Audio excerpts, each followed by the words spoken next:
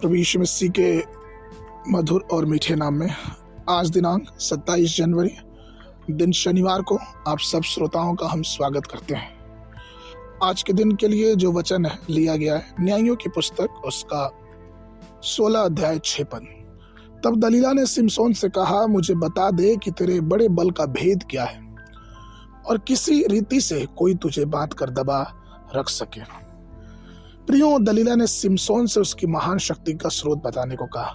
यह शारीरिक या मानवीय शक्ति नहीं थी, लेकिन दैवीय शक्ति पवित्र आत्मा के द्वारा जो प्राप्त होती है। प्रभु ने कहा लूका 24:49 में कि जब तक तुम ऊपर से सामर्थ ना पालो तब तक तुम यरूशलेम में ठहरे रहना। यहाँ तक कि प्रेरितों उसके पहले अध्याय के 8 पद में वचन कहता है, परंतु जब पवित्र आत्मा तुम पर आएगा तब तुम सामर्थ पाओगे और तुम यरूशलेम में और सारे यहूदिया और सामरिया और पृथ्वी के छोर तक मेरे गवाह होगे। प्रियो, सिमसोन ने अपनी शक्ति का रहस्य गुप्त न रखा, बल्कि उसने उस शक्ति के रहस्य को दलीला के सामने उजागर कर दिया। न्यायों की पुस्तक उसके 16 अध्याय के 7वें पद में वचन कहता है, सिमसोन ने उससे कहा, यदि मैं 7 ऐसी नई नई तातों से बांधा जाऊं जो सुखाई न गई हो तो मेरा बल घट जाएगा और साधारण मनुष्य हो जाऊंगा। इस तरह से वो उस दलीला के साथ खेलता रहा, लेकिन हमें और आपको पता है कि एक समय आया जब उसने सारी बातों को बता दिया। उसने कहा कि किस प्रकार से उसके बाल अगर काट दिए जाएं तो वो साधारण मनुष्य हो जाएगा। प्रियो, हमको कभी भी अन्य पुरुषों के समान अपने आप को नहीं समझना चाहिए, अर्थात अन्य लोगों के समान नहीं। हम छुड़ाए हुए लोग हैं, हम परमेश्वर के चुने हुए लोग हैं। हम में और दूसरों में बहुत अंतर है।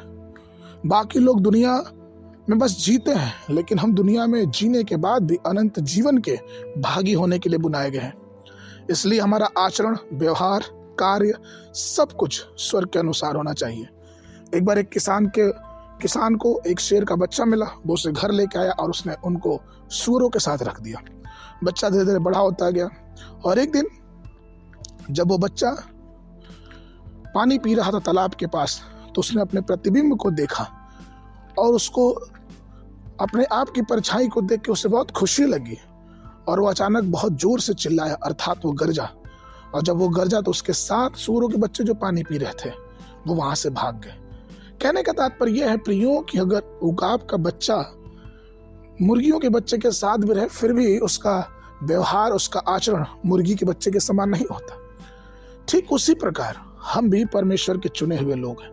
हमको परमेश्वर ने इस दुनिया में अपने सुसमाचार के लिए हमारे व्यवहार, हमारे आचरण को अलग रखा है। इसलिए हमें और आपको चाहिए कि हम भी परमेश्वर के वचनों को बड़ी पवित्रता से अपने जीवन में लें और प्रभु यीशु मसीह का अनुसरण अपने जीवन में करते रहें। आज के मनन के लिए 2 कुरिन्थियों की पत्री उसका 6वां अध्याय 17 पद। इसलिए प्रभु कहता है कि उनके बीच से निकल आओ और अलग रहो और अशुद्ध वस्तु को मत छुओ, तो मैं तुम्हें ग्रहण करूंगा। बाइबल अध्ययन के लिए सुबह के समय निर्गमन की पुस्तक उसका 16, 17, 18 अध्याय, शाम के समय मत्ती 18 अध्याय 1 पद से लेके 20 पद तक। परमेश्वर आप सबको आशीष देवे।